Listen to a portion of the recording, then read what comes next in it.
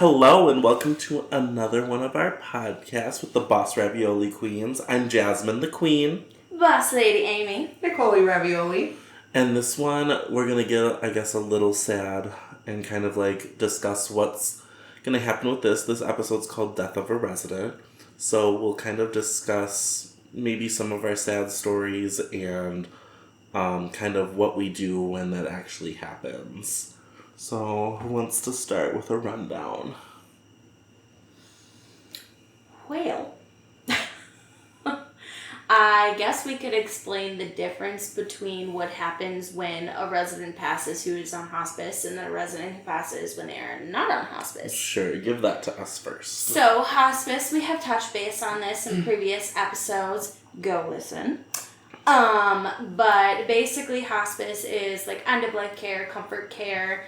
If you hear those terms, it's all the same thing. It just means that you have a group of people working together to make sure that this person is being taken care of and that they're comfortable in the last stage of their life. Whatever illness they have, it's terminal. They're not going to get any better. So they don't take any medications that make anything better. It's all about pain management and comfort. And then... I feel like you should probably list the most common meds that are given. Yeah. We went over this in previous episodes, but if you're new here, hi, hello. So the most common medications that are given on hospice are morphine, lorazepam, haloperidol, and Zofran. Yep. So morphine, extreme pain management. Obviously, it's a opioid, right? Morphine's an opioid, I think so. That's highly abused, but when it's being given on the prescription level, it's for extreme management. That's a new word. That's a combo right there. That is a combo. Hey, work smarter, not harder. Management. But that's for extreme pain management. And then lorazepam is for like behaviors, anxiety, aggression sometimes. Haloperidol is basically for the same thing. It kind of like knocks you out right away. Mm-hmm. It's a behavior med, but it's often given in combination with lorazepam just to kind of really take you down fast. Yeah, well, the morphine... I feel like we need to explain that the morphine like slows your breathing, so that can kind of make people freak out, obviously, especially when you're knocking at death's door. So in combination with the lorazepam and haloperidol, it calms you down and or knocks you out, depending. Yep.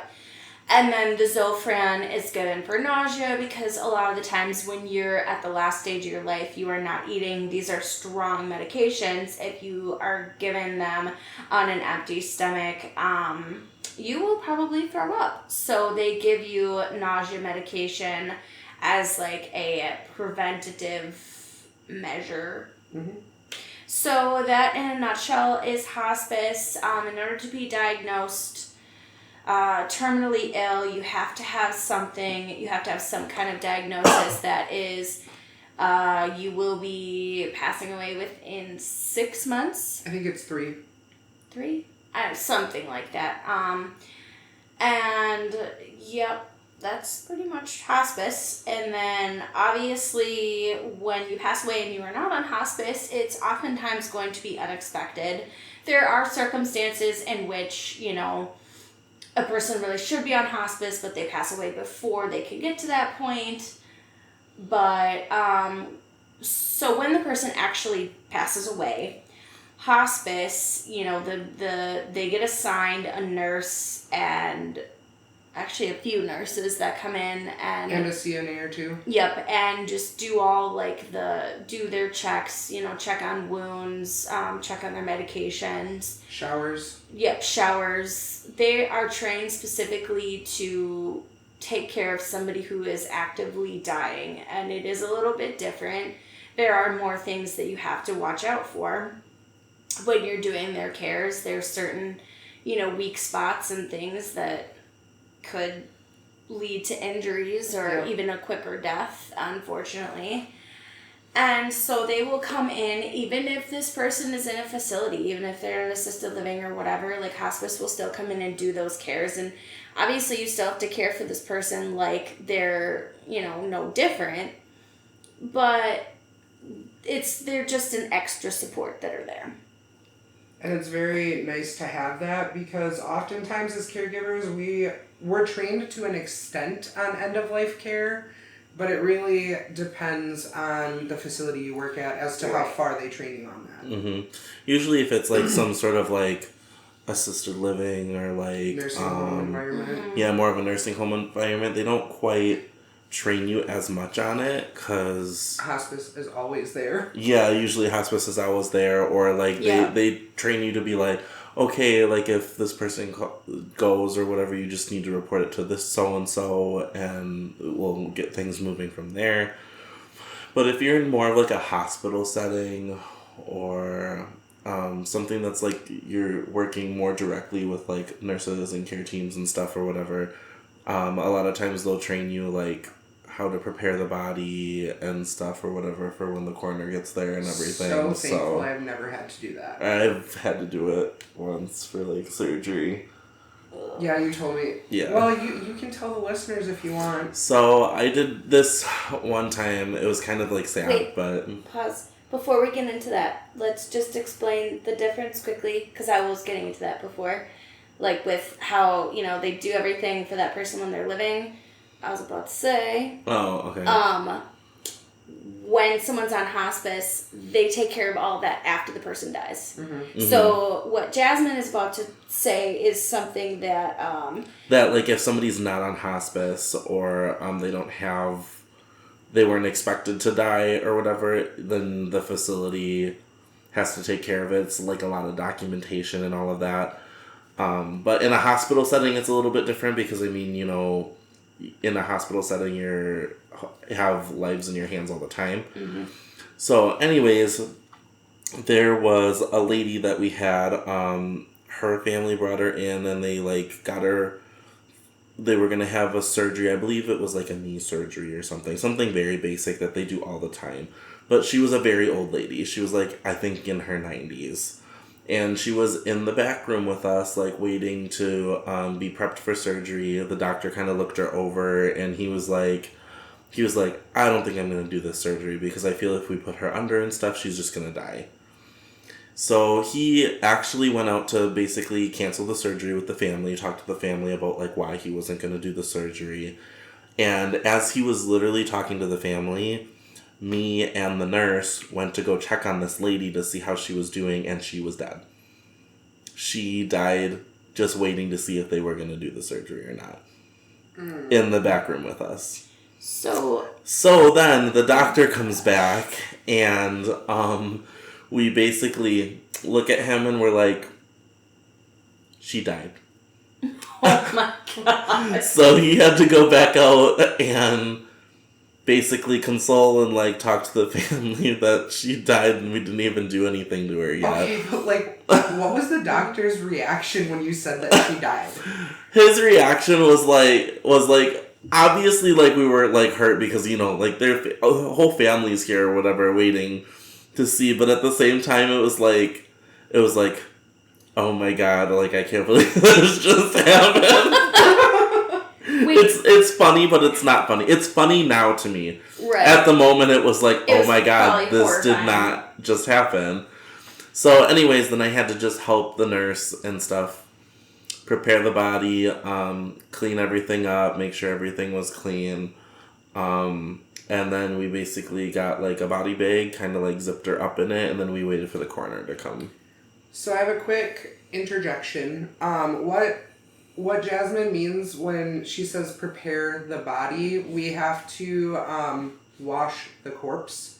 And if you don't already know, usually people defecate and urinate on themselves because your body releases everything. Mm-hmm. Mm-hmm. So you have to make sure that they're cleaned up, and then when you're done with the cleanup process, you just cover them with a sheet. And that's what it means to prepare a body. Yeah, at the hospital, we had the bags already to zip them up in, so we just do that way instead. I would die! Oh my God, I would hop in that bag and just croak, dude. I could not. Could not ever. Wait, so how long, like, when was the last time you checked on her and then she passed away? Literally probably like 20 to 30 minutes. Oh within my God. She was just laying in bed. She was perfectly fine. Was she still, like, talking? Yeah, she was talking for a little bit and then stuff, and then she was just tired. Came back in to check on her, and she's gone. Oh my God. And the way the bays were set up for surgery and stuff is like you were constantly checking on these people because the bays were set up and you were constantly walking back and forth, so you could see them, and it was just a curtain. So like every time you would walk by, you would be able to glance in and see how they're doing too. So oh my God. so they were checked on very often from in and out of surgery. Wow. Nuts. So this is a random tidbit, but I guess also important. Another way to say like preparing the body is also called postmortem care. Yep. Exact same thing. If you ever hear those phrases, they mean the same thing. I don't like to use all the technical terms. It's exhausting. It is. And I mean, once you actually work in the job, nobody calls it post-mortem care, I don't think. It's more of a technical term for like training and stuff. Yep. But yeah, just hope that you never have to do postmortem care because it sucks. So the last care facility I worked at prior to where we work now, well actually it was after I stepped down from that management position. Mm-hmm. So when I was with Sir Gives Me the Ick a Lot, obviously I found a new job and I was working all of the units. It was my favorite. It was my favorite resident on memory care at the time. Oh. And I wasn't even working there, but I knew that he wasn't doing well. So I went down to go say hi to everybody on like my 15-minute break. And they were like, yeah, you better go say your goodbyes because like he's not doing well. And I was like, oh, okay. So I walk in the room and dude is not breathing. Mm. I watched hard for that blanket to rise and fall, and it did not. So I walked over to him. I checked his pulse on his neck. There was nothing. He was kind of starting to get cold already, and I was like, cool. Oh. Great. So I started to tear up a little bit, and I was like, hey, we had walkie-talkies, so I was on the walkie-talkie, and I was like, hey, you need to get down here. Like, he's gone. And she was like, what? Like, over the walkie-talkie. That's all I hear is, what? So she comes down, and she was like, nuh-uh. And I was like, see for yourself? So, she opened the window, I think. Wall. So... Gotta open the window. There's a stereotype with that.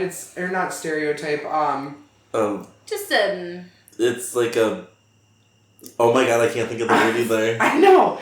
It's like a myth, kind of, not really. Yeah, kind of, something like that. A thing in caregiving. I know what you're trying to think like the of. thing where you don't walk under ladders or you don't cross a black cat's path. Superstition. Yeah, yes. Superstition. Jesus, that's what it is. That took me a minute. All had a collective brain fart. Hanging on the wall. Okay, write it in, y'all.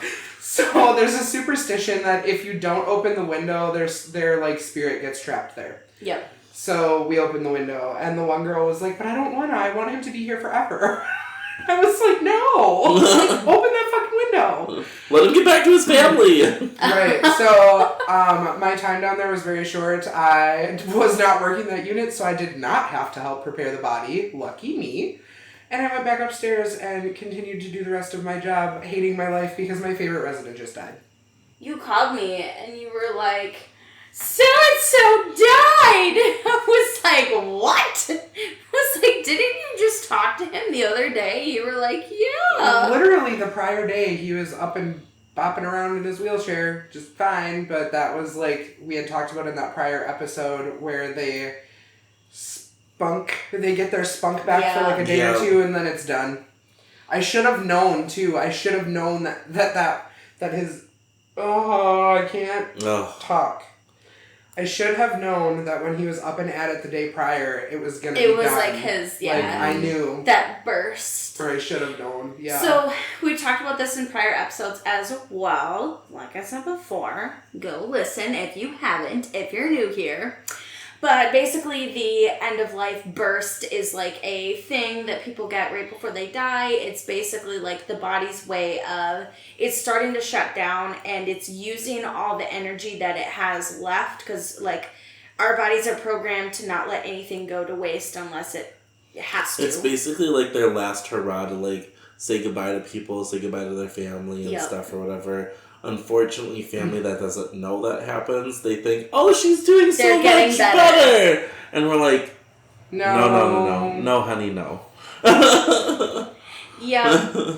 I actually had to explain that to a family member, and it's really sad. And it's hard to explain it to them. Most of the time, they fight you on it. Mm-hmm. Like, I had a resident who was doing really, really rough, and the daughter...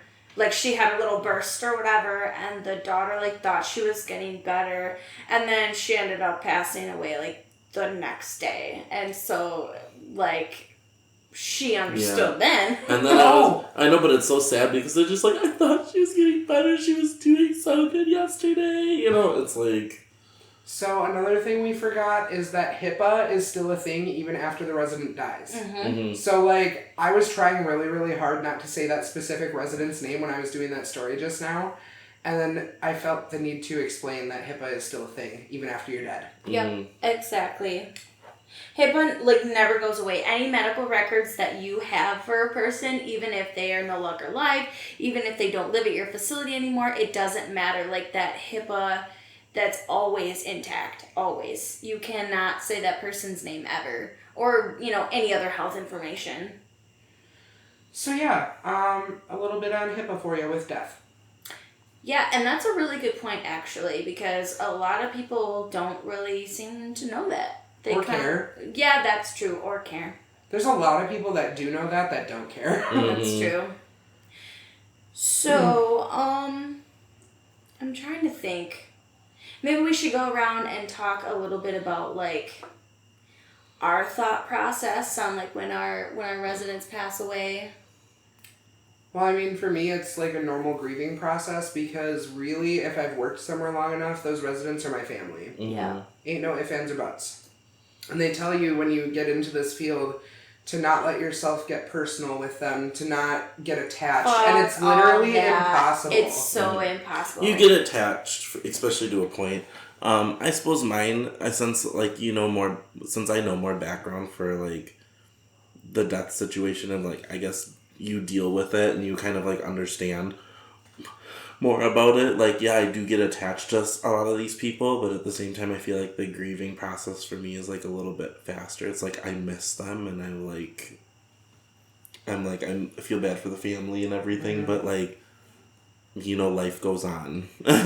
Honestly, with my most recent resident death, I feel like I handled it better than I do most. Like, obviously, I had a couple nights where I went home after work and I just bawled. Mm-hmm. But seeing that he didn't pass away in the house, I think, helped with that. Yeah. So, I know. yeah, I already know who you're talking about. I know, because you were there with me. I and know. You started crying before I did when we visited. I know. So, I recently had a resident pass away. I think it was probably about 3 weeks ago now. I think so, yeah. Something like And, man, it was hard. It was so hard because he was my buddy, dude. I also He was had a resident literally pass away. like the house favorite. He was. And he was such a sweetie. Like, the nicest, most childlike person you could ever meet in your entire life, and that was him. Are you gonna cry? Stop. Don't cry. I Please don't don't want to. Keep Okay, going. Keep Amy, going. go ahead, because you were in the middle and I kind of, like, cut you off a little bit. No, you're fine. I was just gonna say I actually just had a resident death also, but luckily he was like a past resident of mine, so it was not as bad. But, you know, for me, like, I've gotten a lot better at separating, like, my job and my personal life as I've gotten older, and just, like, experiences that have helped me, like, figure that out, I guess. So, yeah, of course, like, I still grieve, I'm still sad about it, but, like, I am able to draw a more clear line now, and so, like, yeah, I'll have my cry or whatever, but then, like, after that, it's over. Like, for me, I just have to remind myself, like, at the end of the day, this is still a job, and you know, it's not like they're like my grandma or something. Like, obviously they're still my family, but I guess just helping me, like, it just drawing that clear line helps me just kind of remember, like, they're still my resident, they're still someone I took care of, I love them, but it was time for them to go. Yeah. But now, like, 18-year-old me, when I first started caregiving, my first resident death ever, I was absolutely convinced that it was my fault. So, like, I've come a really long way. That's what I used to think, too, when I first started, was I was like, oh my god, it's my fault. What could I have done differently? Like, you know. Right. So that story that I told you guys a few episodes back now, about that one resident that passed due to my manager being a piece of shit. For years, I struggled with, like, thinking that that was my fault. Yeah. For years. And there was nothing I could have done to prevent it. And in fact, I did everything I could to keep her alive until the EMTs got there. So that was not my fault. Yeah, so I actually have a story about that. I've told you this story already. You know what I'm going to talk about. But so I have a resident who, for the longest time, I thought I killed her. Like, when she passed away, I literally went home that day and just bawled my eyes out. And I worked nights, and, like, I really didn't know her that well, so I was, like, I don't know. Now I look back on it, and it feels like I felt that way for no reason, but at the time, I was 18, and... We grow and we learn, girl. We exactly. grow and we learn. I was a brand new caregiver, and I was also really young, and it was my first time ever working in a large facility, and it was also my first resident death. Mm-hmm. So, when she passed away, this wasn't the night she passed away, but when she went to the hospital, so basically what happened was me and my coworker, like, she was kind of being weird the last couple days, and she was, like, ringing her little, like, pendant a lot, and that wasn't something that she normally did. She normally, like, slept through the night. So she rang her thing, and she was on the floor, and she had fallen out of bed, but she was in a sitting position. Mm-hmm. And so I, like, tried lifting her up myself, but she was too heavy. So I went out there, and I, like, got my coworker, and I was like, yeah, she's on the floor. I think she fell out of bed, you know, whatever. And my coworker was like, she's not going anywhere. She's fine. She was like, we'll go out and smoke. We'll get her up. We'll come back, whatever. And she asked me, like, did she hit her head? And I was like, well, no, I don't think so, but I don't know for sure.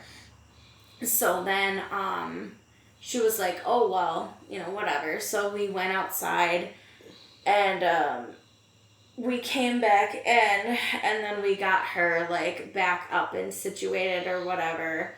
And then we got her in bed, and I, like, felt really uneasy about it because I was like, you know, something's not right. Like, when you see a resident on the floor, you need to get them up immediately. And I tried getting her up myself, but I couldn't, and my coworker didn't want to.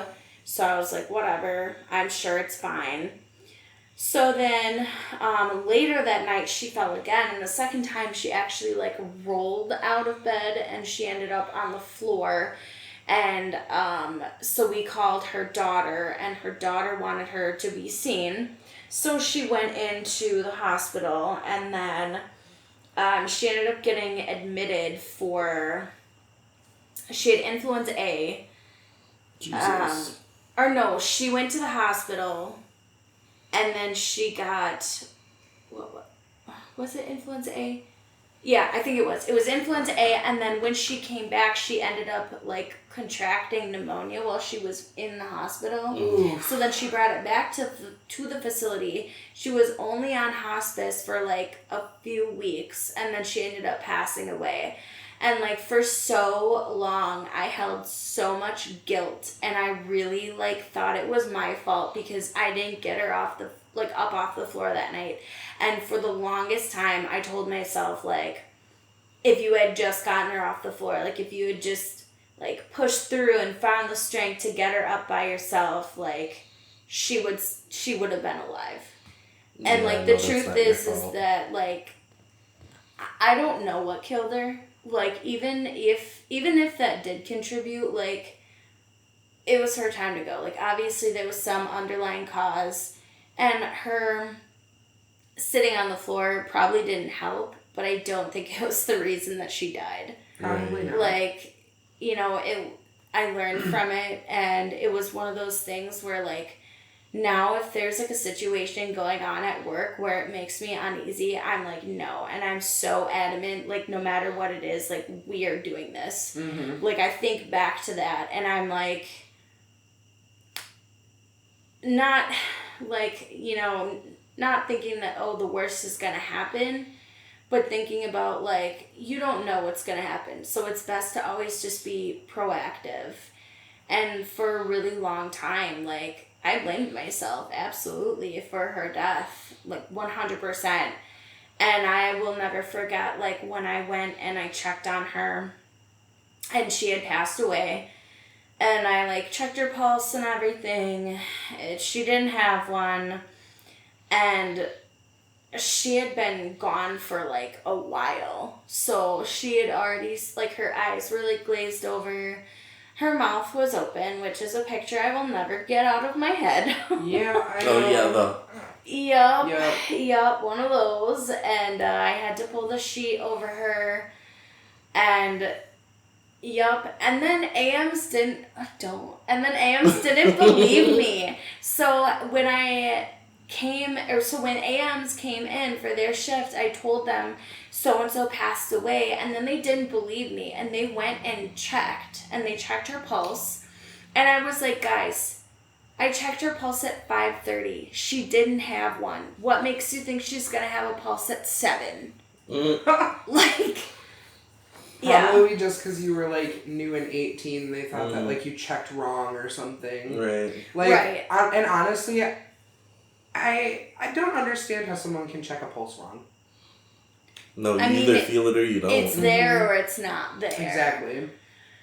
So, yeah, that's my fun little tidbit about resident death. Okay, well, enough of the morbid stories, I think. Yeah, I'm kind of sad now. I'm not gonna lie. Well, anyways, I think we can probably wrap this episode up so we don't make you guys any more sadder than you might already be. And I'm sure plenty of you can relate to this, so... And also, remember that you are beautiful and we love you, mini raviolis. Do you want to give us the socials? Yeah, so you can find us on Facebook, you can find us on Twitter, you can find us on TikTok, YouTube, yeah. Yep. All at I think Boss- Twitter's now X or It something. is, and we don't post on there, so don't bother. Yeah, we don't really post so- on there much anymore, because, like, now that it's, like, changing and transitioning, we might get rid of it altogether, so... Yeah. So everywhere you look us up, it'll be Boss Ravioli Queens, Facebook, there's spaces. I believe nowhere else is spaces. And Yeah, correct? it's all no spaces, I I believe. think on Facebook it's a capital B. It might be. Yep. And Facebook is where we post the most. I know we're old people. Well, I mean, it's the easiest to, like, put everything on there for the time being, and then post elsewhere if we need to right now. So. Yep. Right. And And we- we're hoping to release more TikToks soon. We're sorry, we know we keep saying it, but we're getting there. We're getting there. Okay, well, you know what we do for a living, alright? Like, get off. Get off our case. And then we do have an email as well, bossravioliqueens@gmail.com. We'd love to hear your thoughts, your feedback, questions, concerns. Like we've said before, none of us are okay. So Understatement.